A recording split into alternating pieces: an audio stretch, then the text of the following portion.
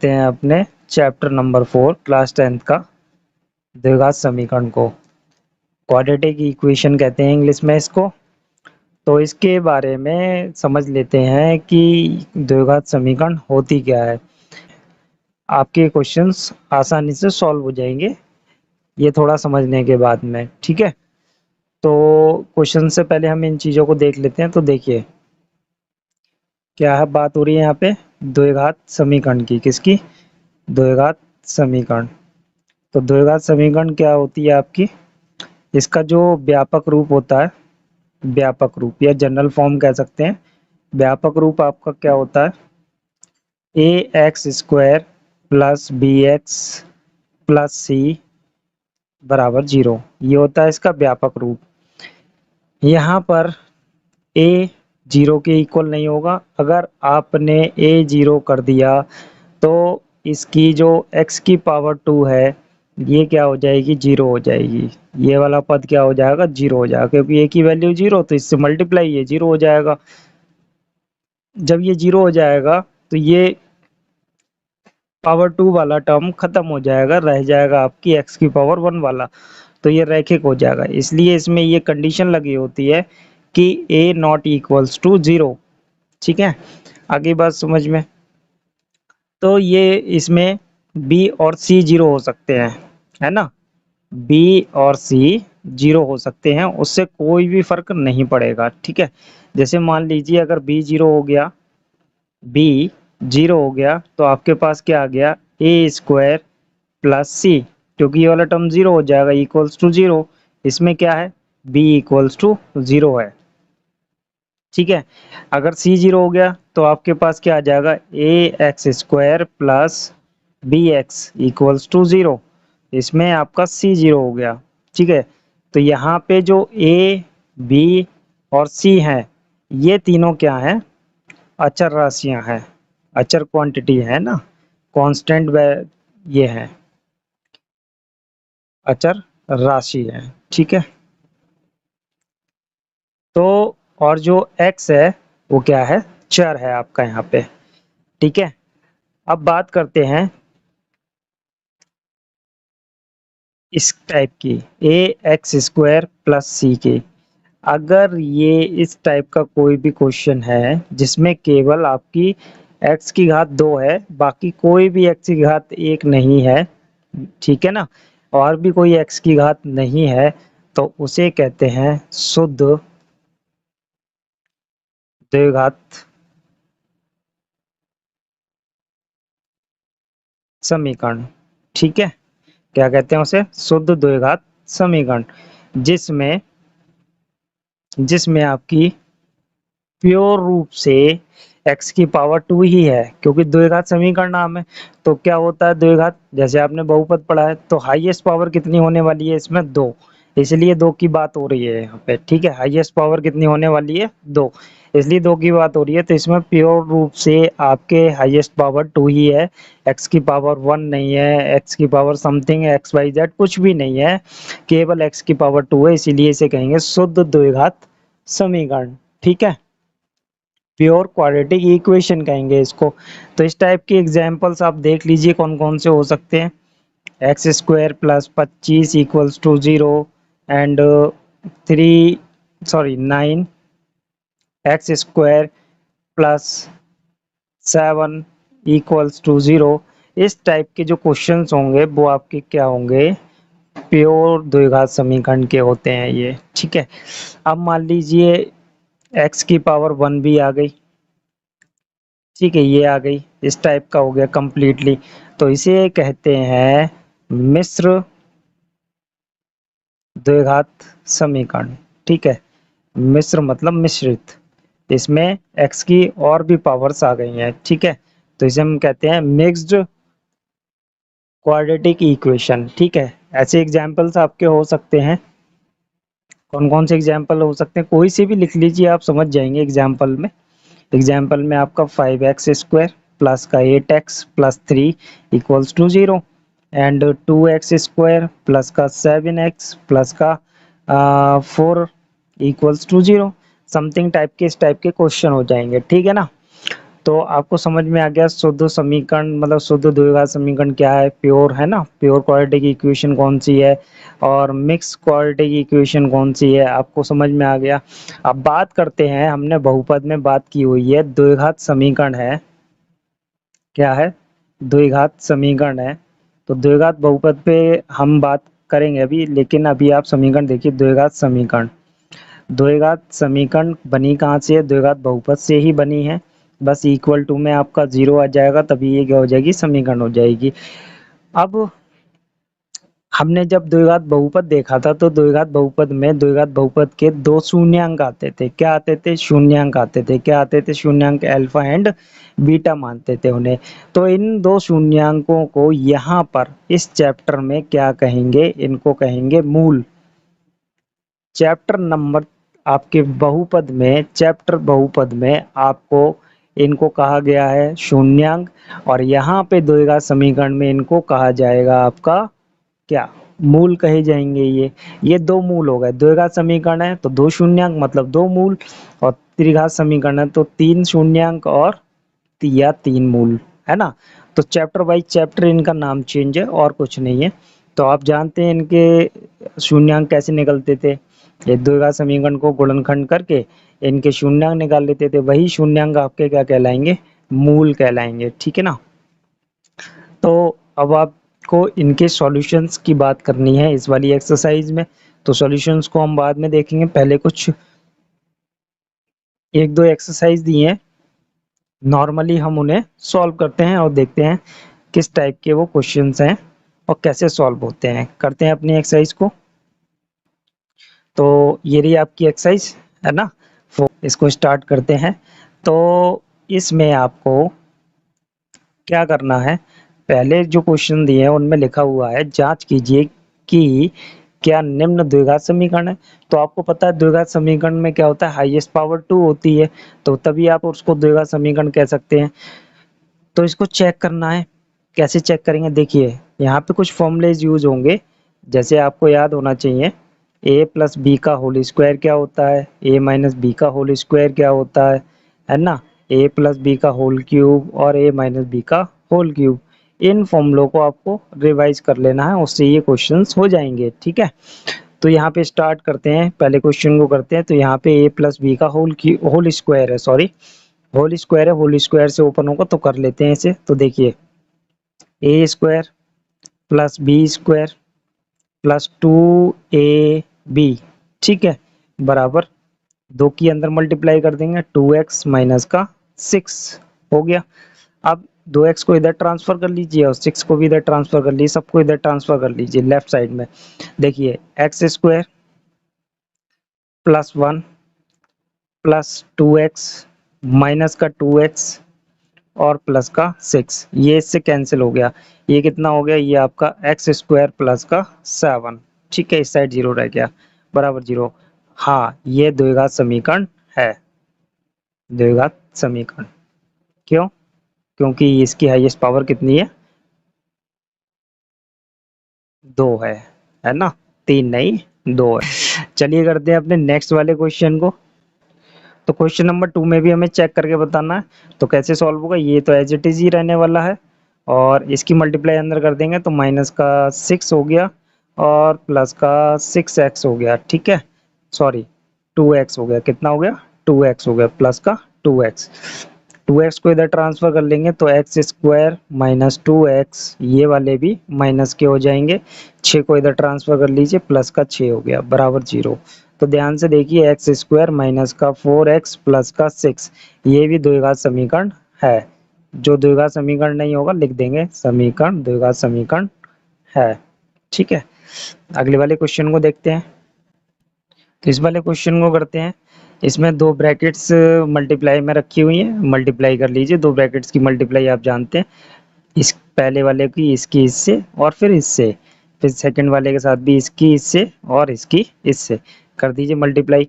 तो कितना हो गया, x की x से एक्स स्क्वायर, अब 1 से करेंगे तो कितना हो जाएगा, प्लस का x हो जाएगा, अब 2 से करेंगे तो माइनस का 2x हो गया, अब 2 की 1 से करेंगे तो माइनस का 2 हो गया बराबर।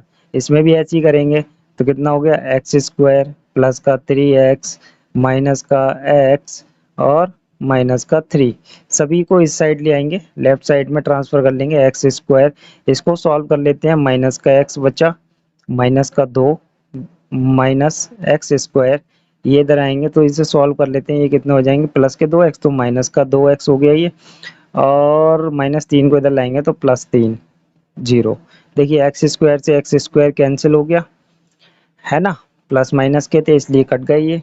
अब आपके पास कितना हो गया, ध्यान से देखिए, ये माइनस के 3x हो गया, माइनस का 3x, और माया प्लस का 1 बचा आपके पास बराबर 0। ये द्विघात समीकरण है या नहीं है बताइए, द्विघात समीकरण नहीं है ना। हाँ नहीं है, क्यों नहीं है, क्योंकि इसमें हाईएस्ट पावर 2 नहीं आई, कितनी आई है, हाईएस्ट पावर 1 आई है। करते हैं अपने नेक्स्ट वाले क्वेश्चन को, तो करेंगे अपने क्वेश्चन को, तो जस्ट अभी ऊपर वाले जैसे ही है, मल्टीप्लाई करनी है दोनों ब्रैकेट्स की। तो कितना हो गया 2x² प्लस का x, फिर 3 से मल्टीप्लाई करेंगे, 3 2 जा 6x, और माइनस का 3 इक्वल्स टू कितना हो गया x² प्लस का 5x। इधर साइड में ट्रांसफर कर लेंगे तो कितना हो जाएगा x² plus x minus 6x minus का 3 x माइनस का x² और माइनस का 5x। कोई बात नहीं, ये हमने ऐड नहीं किया, उससे कोई मतलब नहीं है। अभी हम इसको सॉल्व कर लेते हैं। देखिए ये दोनों सॉल्व हो जाएंगे तो कितना रह गया x² रह गया, 6 5 11 माइनस के 11 और एक प्लस का, तो कितना हो गया माइनस का 10x। ठीक है, 5 बचे माइनस के, माइनस 5 ये 10x हो गया, 3 बचा है बस आपका, है ना, तो माइनस का 3 इक्वल्स टू 0। ये द्विघात समीकरण है, ठीक है, द्विघात समीकरण है ये, ठीक है। अब करते हैं दोनों ब्रैकेट्स की मल्टीप्लाई है, कितना हो जाएगा, मल्टीप्लाई करिए, 2x की पावर 2 माइनस 3 2 जा 6x माइनस का x और प्लस का 3। इधर करते हैं मल्टीप्लाई, कितना हो जाएगा x की पावर 2 माइनस x, ये कितना हो जाएगा प्लस का 5x और माइनस का 5। ये सब चीज़ इधर ले आएंगे तो कितना हो जाएगा 2x की पावर 2 माइनस का 6x माइनस का x प्लस का 3 माइनस एक्स स्क्वायर और प्लस का x माइनस का 5x एंड प्लस का 5 इक्वल्स टू 0। सॉल्व करते हैं, कितना हो जाएगा ये, अगर बराबर 0 लगाने के किसी भी क्वेश्चन में रह गया हो तो आप लगा सकते हैं। ठीक है, सॉल्व करते हैं।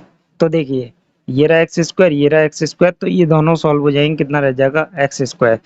देखिए 6, देखिए प्लस ये आपके माइनस के 6x है, ये 7x हो गया माइनस का, और माइनस का 5, तो ये हो गया माइनस के 12x।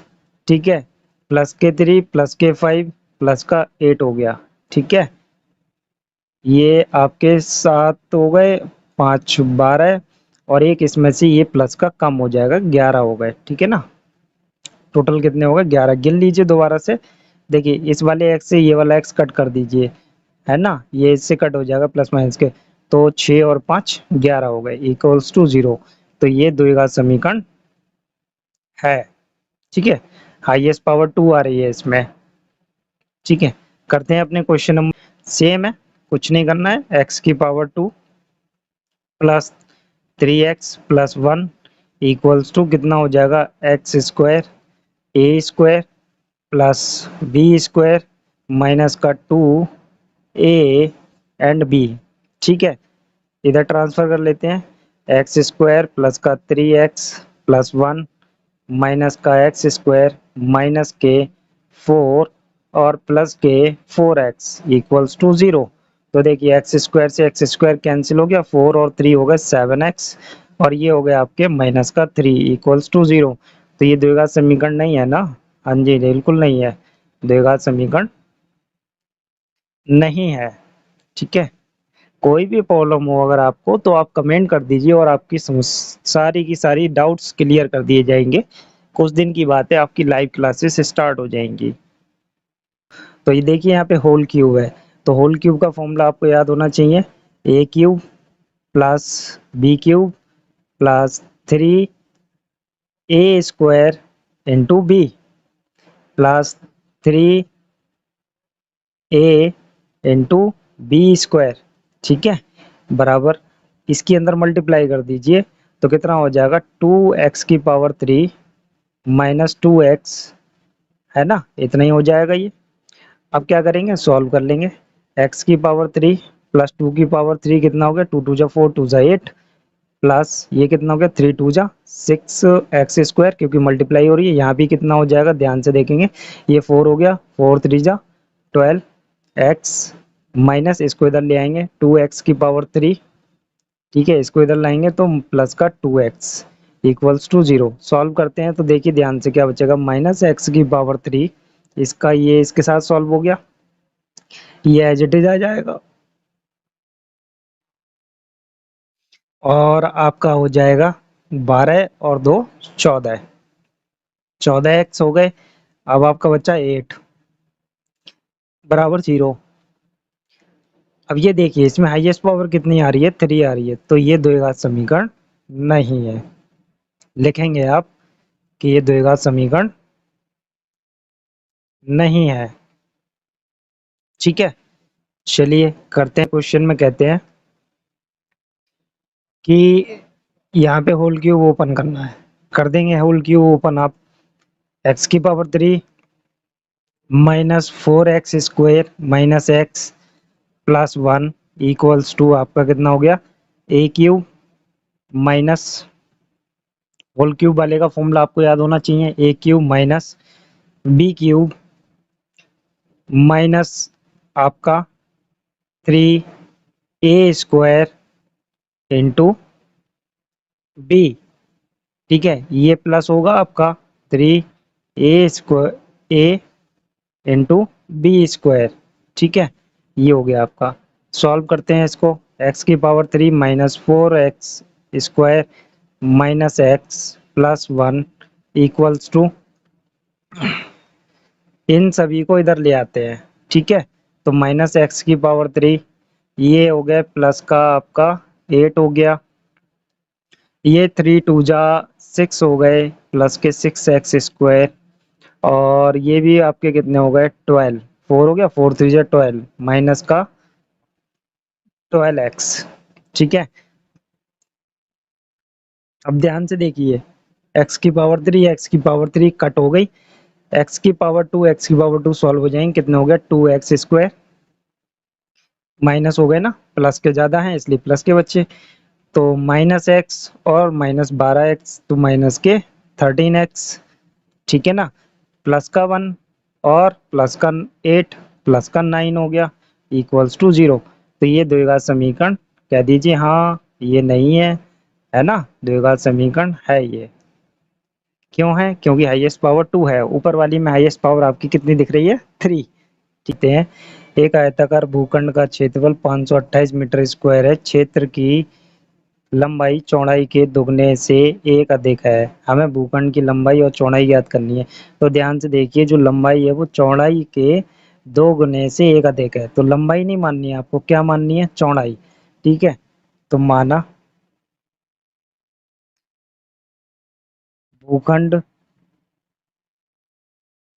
की चौड़ाई बराबर x मीटर, मीटर स्केल है तो स्केल मीटर का ले लिया, तो लंबाई कितनी हो गई, देखिए लंबाई बराबर कितनी हो गई, चौड़ाई के 2 गुने से एक अधिक, चौड़ाई का दुगना कर दीजिए, कर दिया भैया दुगना, और एक ज्यादा कर दीजिए, कर दिया, ये इसकी लंबाई हो गई, ठीक है, इतने मीटर लंबाई हो गई।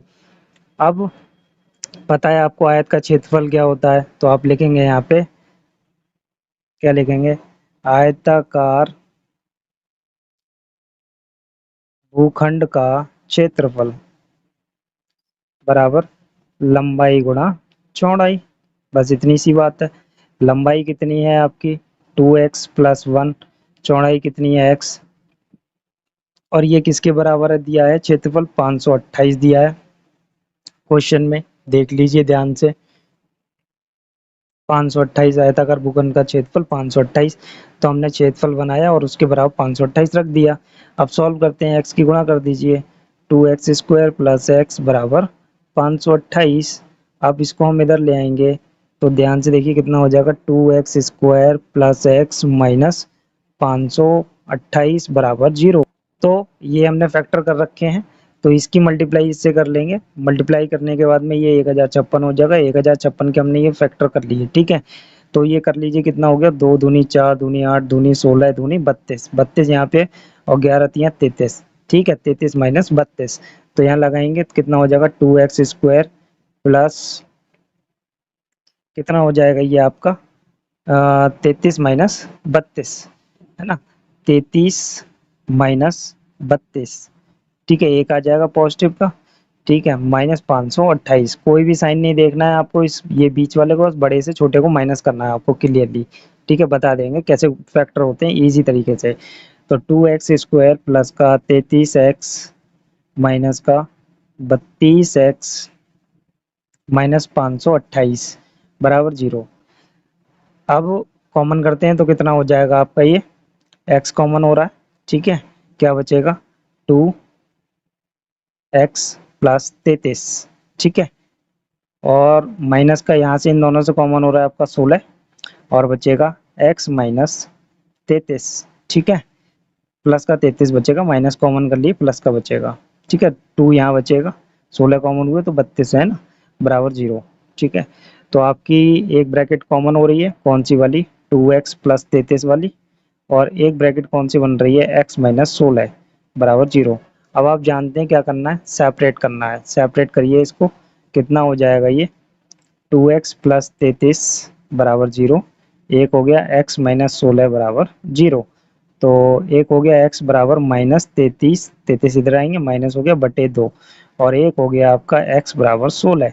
तो ये वाली आपकी चाल हो जाएगी, सॉरी चाल नहीं, ये आपकी क्या हो जाएगी, चौड़ाई हो जाएगी 16 मीटर, ठीक है। और कभी भी अभी हमने बताया था आपको कि कोई भी लंबाई और चौड़ाई कभी भी ऋणात्मक नहीं हो सकती। तो आप लिख सकते हैं इसके नीचे कि ऋणात्मक मान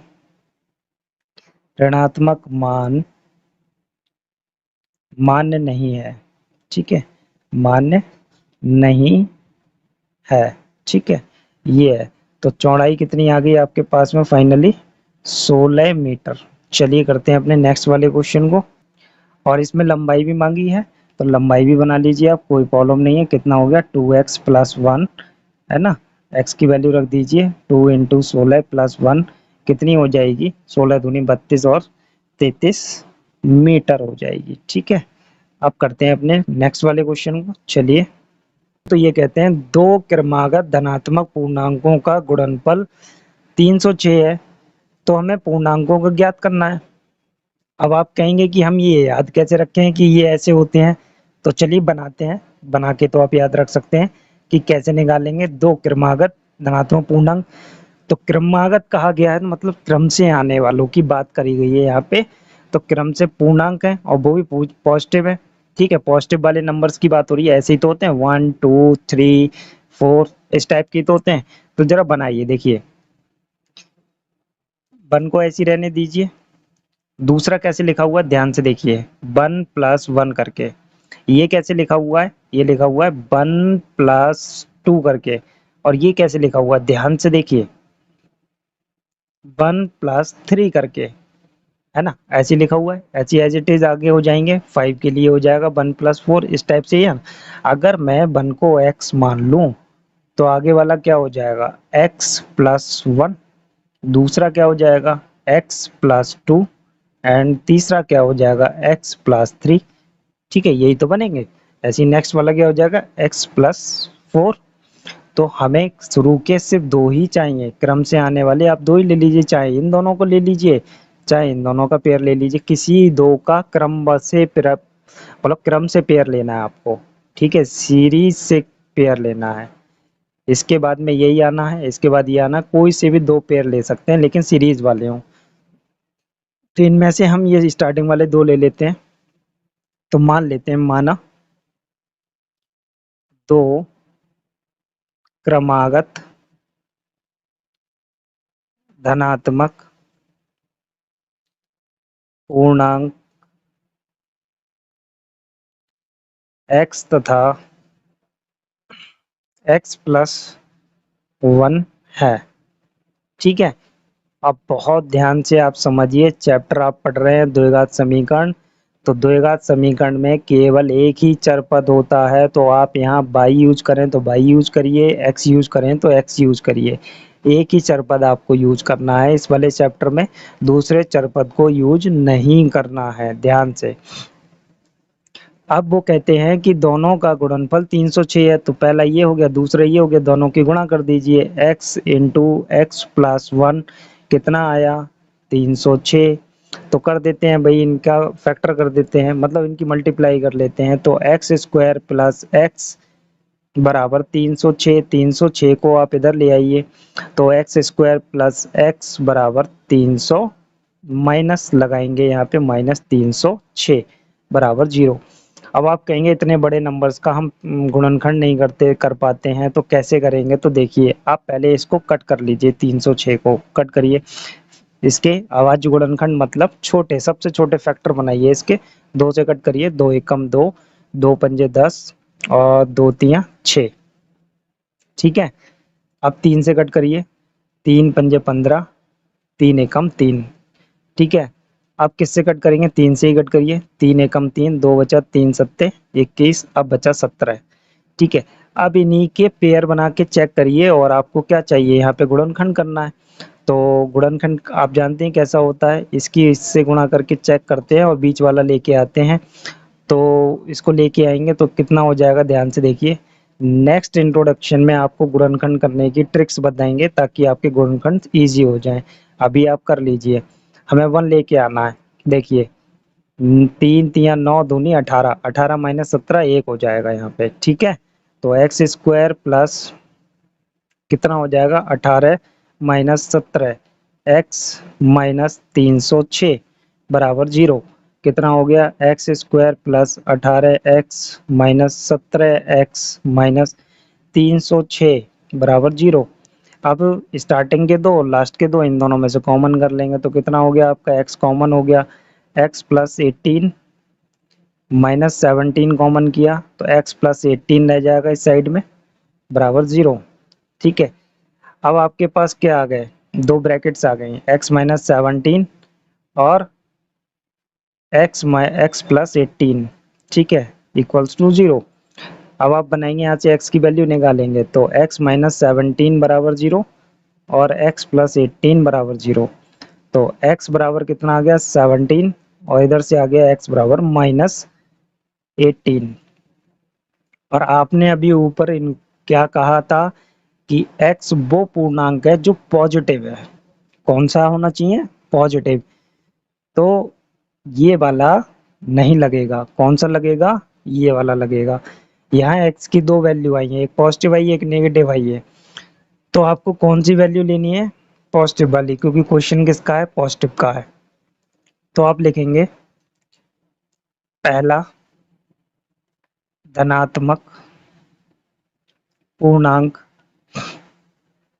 बराबर 17।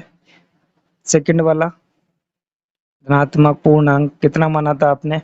x प्लस 1 कितना हो गया? 17 प्लस 1 इक्वल्स टू 18। ये आपके आंसर हुए 17 और 18।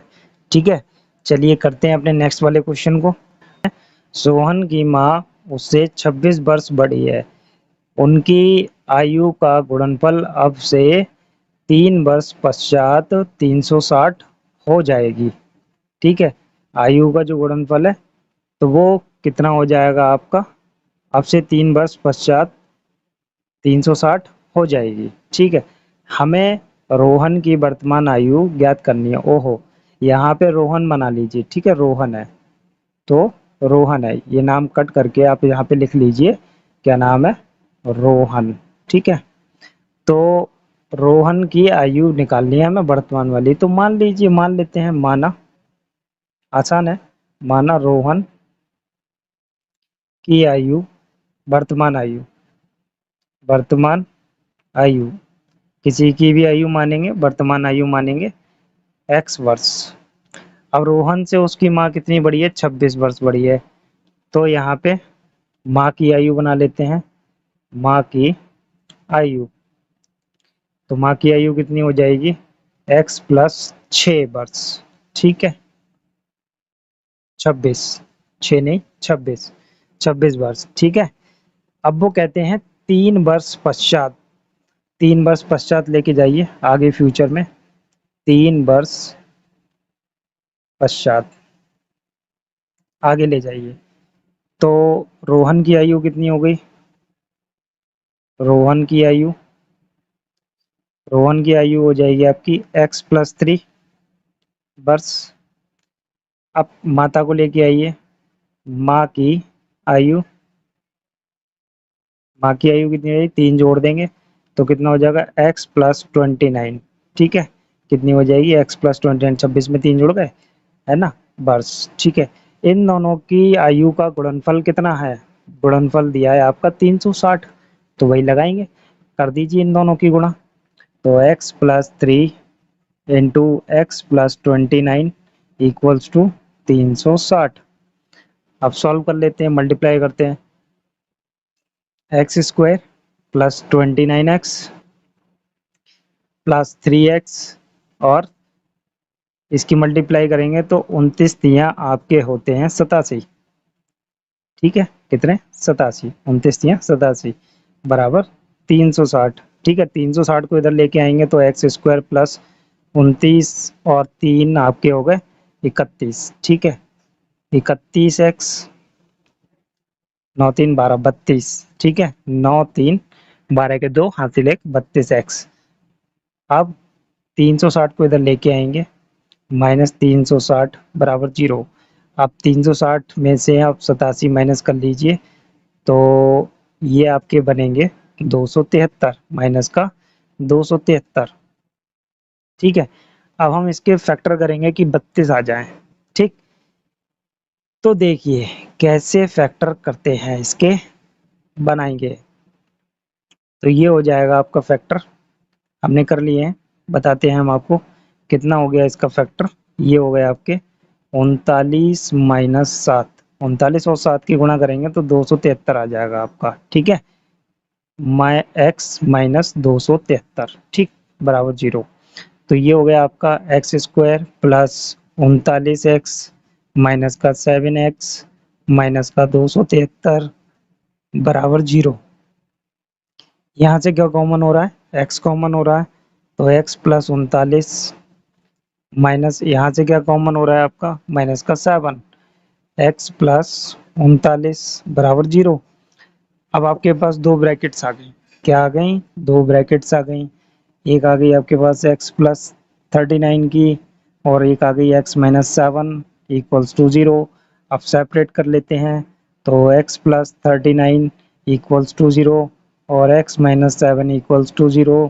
x बराबर -39 और x बराबर प्लस का 7। तो भाई आयु कभी भी ऋणात्मक नहीं होती, आयु ऋणात्मक नहीं हो सकती। ठीक,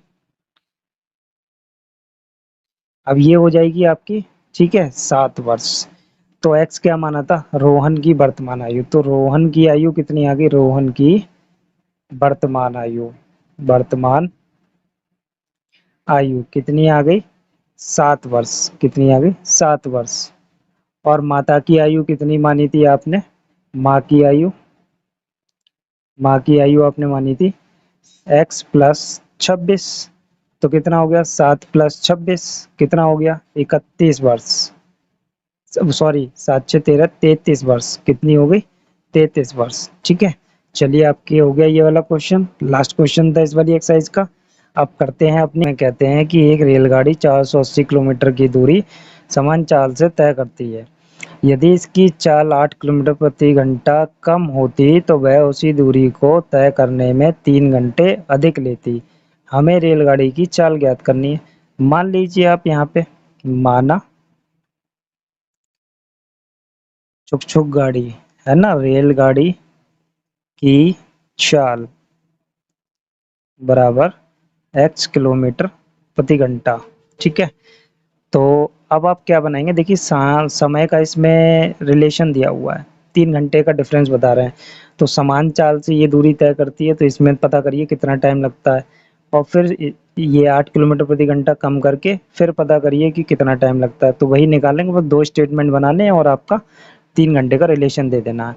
तो क्या बोलेंगे आप, पहले आप लिखेंगे समान चाल से ना, तो 480 किलोमीटर को समान चाल से तय करने में लगा समय कितना हो जाएगा? आपको पता है चाल बराबर क्या होता है? चाल बराबर दूरी बटे समय। समय आपका इधर आ जाएगा, चाल नीचे हो जाएगी, तो दूरी बटे चाल। दूरी कितनी है आपकी? 480, और चाल कितनी है? x। ठीक है, इतना टाइम लगेगा समान चाल से। ठीक है, अब कहते हैं कि चाल जो है, चाल 8 किलोमीटर प्रति घंटा कम होने पर होने पर 480 किलोमीटर तय करने में, यहाँ से कम हो गई है तो अब तय करने में निकालते हैं उसी दूरी को, में लगा समय। इसका समय बनाएंगे तो कितना बनेगा देखिए, 480 दूरी बटे चाल। चाल अभी आपकी x थी, अब कितनी कम हो गई? 8, तो x माइनस 8 हो गया। x माइनस 8, ये दोनों समय लगे।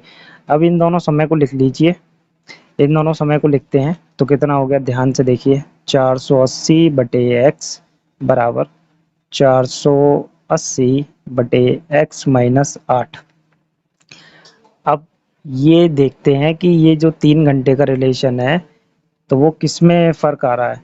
ये कहते हैं आपके क्वेश्चन में कि देखिए, अगर चाल कम होती तो वह उसी दूरी को तय करने में 3 घंटे अधिक लेती।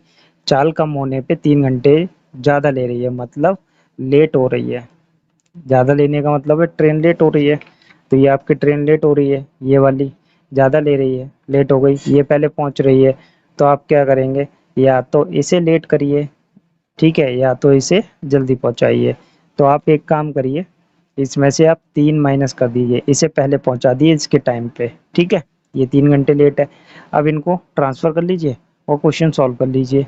480 बटे एक्स माइनस 480 बटे एक्स माइनस 8 बराबर माइनस 3। ठीक है, एलसीएम ले लेंगे, इनका एलसीएम कितना हो जाएगा आपका, एक्स एक्स माइनस 8, ऊपर कितना आ जाएगा, इससे ये कैंसिल हो गया, इसकी मल्टीप्लाई इससे करेंगे, बाद में कर देंगे, अभी ऐसे ही रख लेते हैं।